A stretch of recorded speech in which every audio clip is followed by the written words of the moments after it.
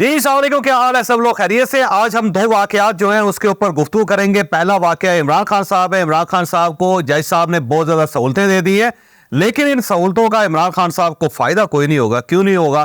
یہ پوری ڈیٹیل کے ساتھ ہم آج کے ویلاگ میں آپ کو بتائیں گے۔ اور کراچی میں اب جاپنیز کے اوپر بھی حملہ ہو گیا اور اس کے بعد ہائی الرٹ جاری کر دیا گیا ہے۔ اور یہ سازش کیا ہے؟ کیوں پاکستان کے اندر جو غیر ملکی ہیں ان کے اوپر حملے کیے جا رہے ہیں؟ کون ملوث ہے؟ کیا مقصد ہے اس کا؟ یہ بھی پوری تفصیل کے ساتھ اسی ویلاگ میں ہم آپ کو بتائیں گے۔ اور اسی ویلاگ میں ہم نے چودھری پرویز الہی صاحب کے لیے ایک اپیل کرنی ہے، اور میرا خیال ہے چودھری پرویز الہی صاحب کے ساتھ اب زیادتی ہو رہی ہے۔ ان کے ساتھ ایک ہمدردی کا سلوک ہونا چاہیے۔ کیوں ہونا چاہیے، کیسے ہونا چاہیے، یہ بھی ہم آپ کو اسی ویلاگ میں بتائیں گے۔ اور اسلام آباد کے اندر پانی نکالنے کا ایک جدید ترین سسٹم بن گیا ہے۔ میرا خیال ہے اس سسٹم کو دیکھ کے پوری دنیا کو ہم سے سیکھنا چاہیے کہ اگر کسی جگہ پانی جمع ہو تو اس کو کیسے نکالا جا سکتا ہے۔ یہ بھی ہم آپ کو اسی ویلاگ میں بتائیں گے۔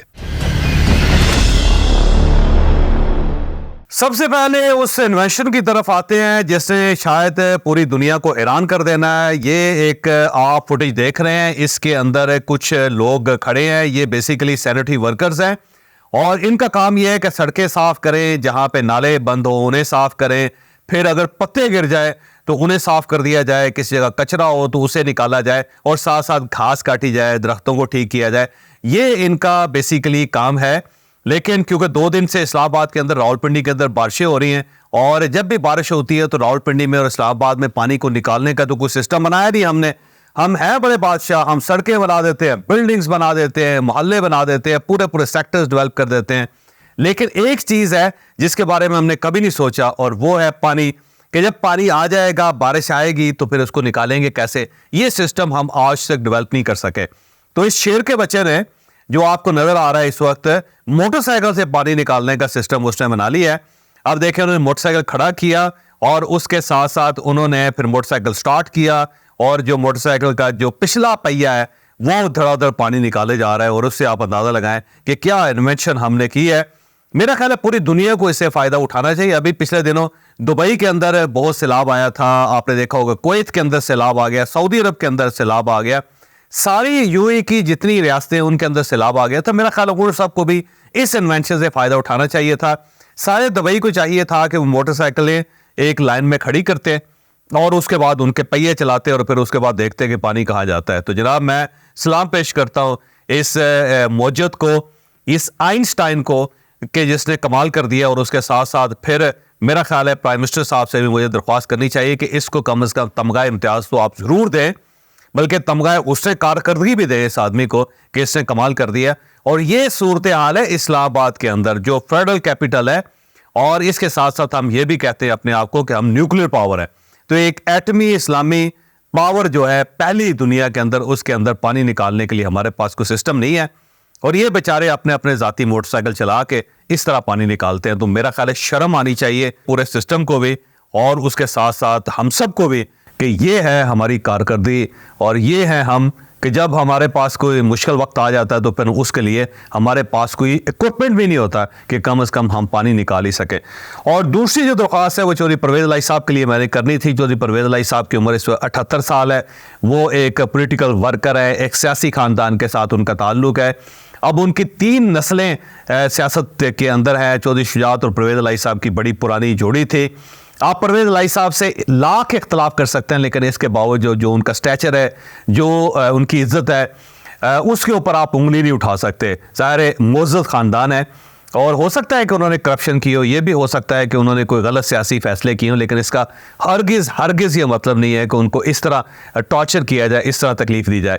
اس وقت وہ علیل ہیں، بیمار ہیں، اور ظاہر ہے کچھ عرصے پہلے وہ واش روم میں گر گئے تھے جس سے ان کی ہڈیاں ٹوٹ گئی تھی۔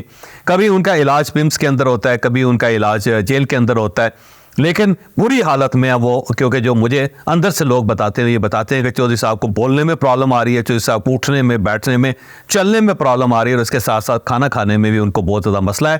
اب وہ بلکہ نام بھولنا شروع ہو گئے ہیں، وہ نام بھول جاتے ہیں، اور انرجی لیول ان کا بہت زیادہ ڈاؤن ہے۔ اور جب ان کی فیملی ان کو دیکھنے جاتی ہے تو سب دیکھ کے ان کی آنکھوں میں آنسو آ جاتے ہیں۔ وہ چودھری شجاعت صاحب اپنے صاحبزادوں کے ساتھ جب ان سے ملنے گئے تھے تو خود چودھری شجاعت صاحب کی طبیعت بھی خراب ہو گئی تھی. تو میری درخواست ہے کہ چودھری پرویز الہی صاحب کے لیے ہمدردی سے سوچنا چاہیے. اگر انہیں گھر پہ رکھ کے ان کا علاج کروایا جا سکتا ہے تو کروا دینا چاہیے. اگر ہم بشرا بی بی کو بنی گالہ میں رکھ سکتے ہیں تو چودھری پرویز الہی صاحب کو اسلام آباد میں ان کے گھر میں یا لاہور میں ان کے گھر میں کیوں نہیں رکھ سکتے؟ کیوں؟ کیا وہ کہیں فرار ہو جائیں گے، بھاگ جائیں گے، بغاوت کر دیں گے؟ 78 سال کی عمر میں انہوں نے کیا بغاوت کرنی ہے؟ کہاں انہوں نے بھاگ کے جانا ہے؟ تو میری ریاست سے درخواست ہے اور ساتھ ساتھ محسن نقوی صاحب سے درخواست ہے جو ان کے رشتہ دار بھی ہیں کہ انہیں چودھری پرویز الہی صاحب کے بارے میں ہمدردی سے سوچنا چاہیے. اور بعض اوقات ہمیں آؤٹ آف دا باکس جانا پڑتا ہے، ذرا بڑا دل کرنا پڑتا ہے. تو چودھری پرویز الہی صاحب کا یہ جرم جو ہے ٹھیک ہے اپنی جگہ ہے کہ انہوں نے یہ وعدہ کیا تھا کہ وہ پنجاب کی گورنمنٹ ڈیزالو نہیں کریں گے، لیکن انہوں نے عمران خان صاحب کے پریشر میں آ کے ڈیزالو کر دی. لیکن اس کے باوجود میرا نہیں خیال کہ ایک بہت بڑا جرم ہے کہ جس کی سزا انہیں اس طرح دینی چاہیے. تو چودھری پرویز الہی صاحب کے لیے ایک ہمدردی کا ووٹ میری طرف سے آپ قبول کریں، ایک درخواست بھی قبول کریں کہ تمام تر سیاسی اختلافات کو بھلا کے آپ اپنا دل بڑا کریں، کیونکہ کل ہو سکتا ہے کہ آپ کے اوپر بھی یہ وقت آئے اور پھر آپ کو پچھتانا پڑے کہ آپ نے چودھری پرویز الہی صاحب کو جیل میں رکھ کے ان کی بد دعائیں لیں یا ان کے خاندان کی بد دعائیں لیں، جو میرا نہیں خیال کہ کسی طریقے سے بھی کو فیزیبل ہو سکتا ہے یا کو عقل مندی کا مظاہرہ اس میں کیا جا سکتا ہے. جناب آج 190 ملین پاؤنڈ کا کیس تھا عمران خان صاحب کا. اس کے اندر نئے گواہ انہوں نے گواہی دی. جب جج صاحب عدالت میں آئے تو عمران خان صاحب نے فوری طور پہ وہاں پہ اعتراض کیا کہ جناب جج صاحب آپ دیکھ لیں یہاں پہ نئی دیواریں بنا دی گئی ہیں اور میں کوئی یہاں سے بھاگ رہا ہوں، میں کہیں فرار ہو رہا ہوں، میں کیا کر رہا ہوں جس کی وجہ سے یہ دیواریں کھڑی کر دی گئی اور میڈیا کو مجھ سے دور کر دیا گیا. جبکہ اسلام آباد ہائی کورٹ کا یہ فیصلہ تھا، ان کا یہ حکم تھا کہ یہاں پہ میڈیا کو ایکسیس دی جائے، یہاں پہ عام آدمی کو بٹھایا جائے، یہاں پہ فیملی کو بٹھایا جائے، یہاں پہ وکلا کو آنے کی اجازت دی جائے. لیکن آج صحافیوں کو بھی اجازت دی گئی، صرف 4 صحافی اندر بیٹھے ہوئے ہیں. وکلا کو بھی اجازت نہیں دی گئی، میری پارٹی کے لوگوں کو بھی باہر کھڑا کر دیا گیا ہے اور عام لوگ تو یہاں پہ ہوتے ہی نہیں ہیں. جو لوگ بھی ہوتے ہیں وہ خاص ہی ہوتے ہیں اور ان کا تعلق کسی اور ڈپارٹمنٹ کے ساتھ ہوتا ہے، یہ عام لوگ نہیں ہیں. تو یہ زیادتی ہے اور آپ کے ہوتے ہوئے اس قسم کی زیادتی نہیں ہونی چاہیے. تو جج صاحب نے فوری طور پہ اس چیز کا نوٹس لیا، انہوں نے جیل کے سٹاف کو بلایا اور یہ کہا کہ فوری طور پہ یہ جو دیواریں یہ ہٹائی جائیں اور جب تک یہ دیواریں نہیں ہٹتی میں دوبارہ یہ عدالت سٹارٹ نہیں کروں گا. تو دیواروں کے ہٹنے تک میں اس کارروائی کو سسپینڈ کرتا ہوں. اس کے بعد جج صاحب اٹھ کے چلے گئے اور اندر وہ اپنے کمرے میں چلے گئے جب وہ ظاہر جیل والوں نے پرووائڈ کیا ان کو. پھر یہ وہاں پہ ایک کرائسس پیدا ہوا اور امیڈیٹلی جیل حکام آئے اور انہوں نے جو لکڑی کی اور شیشے کی دیواریں تھیں ان کو ہٹانا شروع کیا. تھوڑی سی گنجائش انہوں نے پیدا کی جس سے یہ ایک امپیکٹ کریٹ کیا جا سکے کہ جناب عمران خان صاحب کی اب آواز سب سن سکتے ہیں اور عمران خان صاحب کے راستے سے دیواریں ہٹا دی گئی ہیں. بہرحال پھر جج صاحب کے اسٹاف کا ایک ممبر آیا، اس نے سب گھوم پھر کے دیکھا، عمران خان صاحب سے پوچھا کہ اب آپ مطمئن ہیں؟ تو خان صاحب نے کہا کہ مکمل طور پہ مطمئن تو نہیں ہوں لیکن چلیں کچھ نہ کچھ تو ہوا ہے. پھر وہ اندر گیا اور اسے جج صاحب سے کہا کہ آ جاؤ جی جج صاحب معاملہ صحیح ہو گیا، آپ کے حکم کے اوپر عمل درآمد ہو چکا ہے. پھر جج صاحب آئے، انہوں نے جائزہ لیا، اس کے بعد انہوں نے کہا ٹھیک ہے، لیکن ساتھ انہوں نے کہا کہ یہ کافی نہیں ہے، آپ نے مزید اقدامات بھی کرنے ہیں. اس کے بعد انہوں نے پھر خان صاحب سے پوچھا جناب کہ یہ بتائیں کہ بشرا بی بی کا کی ٹریٹمنٹ ہوئی ہے، ان کا معائنہ ہوا یا نہیں ہوا؟ تو عمران خان صاحب نے کہا بالکل نہیں ہوا اور انہیں باقاعدہ ہارپک دیا جا رہا ہے، ان کے معدے کے اندر بہت زیادہ تکلیف ہے، تذابیت بڑھ رہی ہے اور انہیں مارنے کی کوشش کی جا رہی ہے. تو اس پہ پھر جج صاحب نے فوراً کہا کہ فوری طور پہ ان کا معائنہ کروایا جائے. 2 دن کا نوٹس جاری کیا کہ 2 دن کے اندر اندر کروایا جائے. شفا ہاسپٹل جو اسلام آباد کے اندر ہے اس کے لیے انہوں نے حکم جاری کیا. ساتھ ڈاکٹر عاصم یونس جو جن کا تعلق شوکت خانم ہسپتال کے ساتھ ہے، ان سے کہا گیا کہ وہ آئیں گے، ان کی نگرانی میں یہ معائنہ ہوگا اور اگر ڈاکٹرز کی رپورٹ غلط آئی تو فوری طور پہ پھر ان کا علاج کیا جائے گا اور وہاں علاج کروایا جائے گا جہاں بشرا بی بی چاہیں گی. تو ایک حکم انہوں نے اس کے بعد جاری کر دیا. پھر عمران خان صاحب نے کہا کہ مجھے میڈیا سے بات کرنے کی اجازت نہیں دی جاتی. تو جج صاحب نے کہا کہ آپ کو عدالت کے ڈیکورم کا خیال رکھنا چاہیے، یہ ایک پریس کانفرنس نہیں ہوتی یہاں پہ خان صاحب کہ آپ پریس کانفرنس کرنا شروع کر دیں، آپ سوال لینا شروع کر دیں اور ان کے جواب دینا شروع کر دیں. تو اس پہ عمران خان صاحب نے کہا دیکھیں جی میرے نام سے غلط چیزیں منسوب ہو جاتی ہیں، اور جب مجھے پتہ چلتا ہے تو میں اس کی وضاحت کرنا چاہتا ہوں، کیونکہ یہی 4-5-6 رپورٹرز میرے سامنے ہوتے ہیں جن کے ذریعے میں اپنا موقف بیان کرتا ہوں، تو میرا یہ حق ہے کہ میں اپنا موقف بیان کروں۔ دوسرا، کیونکہ ہائی کورٹ کا حکم ہے کہ یہ کارروائی باقاعدہ میڈیا دیکھے گی، تو میڈیا کو اجازت ہونی چاہیے کہ وہ کم از کم میرے وکلا کو سن سکے، جو میرے مخالف وکلا ہیں ان کو سن سکے، میری بات سن سکے، بشرا بی بی کی بات سن سکے، اور جو آپ فرما رہے ہیں وہ بھی نوٹ کر سکے۔ تو آپ اجازت دیں کہ مجھے کم از کم میں اپنی بات کر سکوں، اور دوسرا میڈیا جو کچھ کارروائی ہے اسے رپورٹ کر سکے۔ تو جیسا ہم نے اس بات سے اتفاق کیا، اور ساتھ عمران خان صاحب سے کہا کہ جب یہ عدالتی کارروائی ختم ہو جایا کرے گی تو اس کے بعد 10 منٹ آپ کے پاس ہوں گے، آپ میڈیا سے بات کر سکتے ہیں لیکن آپ پریس کانفرنس نہیں کر سکتے۔ تو انہوں نے یہ حکم دیا، جس کے بعد عمران خان صاحب نے ذرا اپنے آپ کو ریلیف فیل کیا۔ اب سوال یہ کہ کیا اس حکم کے بعد عمران خان صاحب کے لیے جو پابندی ہے وہ نرم ہو جائے گی؟ نہیں، بلکہ آج سے اس پابندی میں اضافہ ہو گیا ہے۔ عمران خان صاحب کی جو گفتگو ہے اب اسے اتنا رپورٹ نہیں کیا جا سکے گا جتنا اس سے پہلے کیا جاتا تھا۔ رپورٹرز کی تعداد میں بھی کمی آئے گی، کیونکہ اب اداروں نے اپنے رپورٹرز بھجوانے سے انکار کرنا شروع کر دینا ہے، کیونکہ اگلی جو سٹیج ہے وہ یہ ہے کہ ادارے ہی اپنے رپورٹرز ہی بھیجیں گے۔ اگر گورنمنٹ کہے گی بھی اور کسی چینل کا اگر رپورٹر وہاں پہ جاتا ہی نہیں ہے تو پھر یہ کوریج کیسے ہو سکے گی؟ تو اب میرا خیال ہے ادارے سمجھدار ہونے لگے ہیں، اور ان لوگوں نے یہ فیصلہ کر لیا کہ اب ہم اپنے رپورٹر بھجوائیں گے نہیں۔ جب رپورٹر ہی نہیں ہوگا تو کیا بجے گی بانسری؟ آپ خود اندازہ لگائیں، کیونکہ بانس ہی پیچھے سے ختم ہو جائیں گے۔ تو جب کہا جائے گا عمران خان صاحب کی طرف سے اور عدالت کہے گی جی کہ رپورٹرز کو اجازت دیں، تو ظاہر ہے پھر جیل سپرنٹنڈنٹ سے یہ کہہ سکتے ہیں کہ جناب ہم تو کہہ رہے ہیں لیکن اب کوئی ادارہ ہی اپنا رپورٹر نہیں بھجوا رہا تو ہم کیا کر سکتے ہیں۔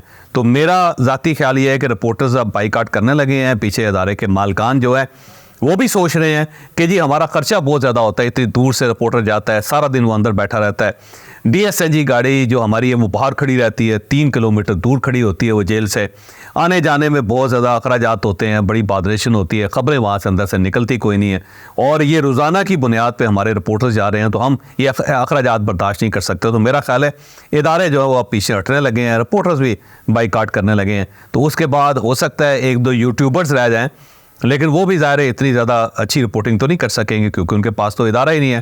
وہ تو اپنے صرف یوٹیوب چینل پہ کوئی بات کر سکتے ہیں، لیکن اس کی ظاہر ہے کوئی اتنی رسائی نہیں ہوگی۔ تو عمران خان صاحب کو ریلیف اس حصے میں ملنے والا نہیں ہے، اور اس کی بنیادی وجہ یہ ہے کہ جو ان کو سپیس دی گئی تھی انہوں نے اس سپیس کو بڑھانے کی کوشش کی، وہ آگے نکل گئے۔ اب انہوں نے بادشاہ کا نیریٹو کریٹ کرنا شروع کر دیا، وائس رائے کا نیریٹو کریٹ کرنا شروع کر دیا، اور آنے والے دنوں میں وہ ایک نیا نیریٹو بھی بنا رہے اور وہ ججوں کے سے ریلیٹڈ ہوگا۔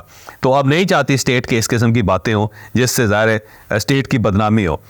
تو عمران خان صاحب کو مجھے کوئی خاص فائدہ ہوتا ہوا یہاں پہ نظر نہیں آ رہا۔ جمشید ہستی اور اقبال خان صاحب جنہوں نے کل پارلیمنٹ ہاؤس کے اندر باجا بجایا تھا جوائنٹ سیشن میں، ان کے اوپر اسپیکر صاحب نے سیشن کے لیے ان کی رکنیت معطل کر دی ہے، اور ساتھ یہ فیصلہ کیا گیا کہ آئندہ جو بھی اس قسم کی حرکت کرے گا وہ قومی اسمبلی کی بلڈنگ میں داخل نہیں ہو سکے گا۔ تو اسپیکر صاحب کی طرف سے یہ آرڈر آئے گا، اور اس آرڈر کو کسی کورٹ میں چیلنج نہیں کیا جا سکتا۔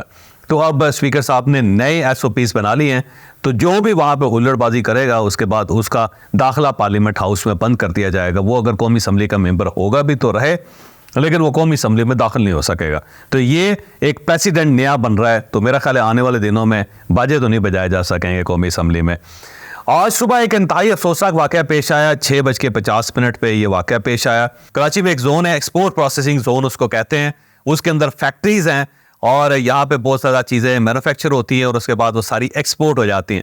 وہاں ایک فیکٹری میں کچھ جیپنیز کام کرتے ہیں، اور وہ ڈیفنس میں رہتے تھے۔ پھر وہ اپنے گھر سے جب نکلے روزانہ جو جیسے نکلتے ہیں، تو لانڈی کے قریب پہنچ کے ان کے اوپر اٹیک ہو گیا۔ ایک موٹر سائیکل تھا، خودکش حملہ آور موٹر سائیکل پہ بیٹھا ہوا تھا، اس نے گاڑی کے قریب آنے کی کوشش کی، لیکن وہ اس کا موٹر سائیکل قریب پہنچنے سے پہلے ہی پھٹ گیا، وہ گاڑی سے ٹکرا نہیں سکا۔ پھر وہیں پہ ایک دوسرا شخص گھات لگا کے کھڑا تھا اور اس نے فائرنگ کرنی شروع کر دی۔ جب اس نے فائر کیا تو جو جاپنیز کی گاڑی کے اندر جو ان کے اپنے گارڈ سے انہوں نے فائر کرنا شروع کیا، تو اس کے بعد وہ زخمی ہو گیا، پھر اسے گرفتار کر لیا گیا، پکڑ لیا گیا، اور اب اس کی آئیڈینٹیفیکیشن کا پروسیس چل رہا ہے۔ کچھ لوگوں کا یہ بھی کہنا ہے کہ وہ فائرنگ سے ہلاک ہو چکا ہے، لیکن اب اس کے فنگر پرنٹ سے اسے ٹریس کرنے کی کوشش کی جا رہی ہے۔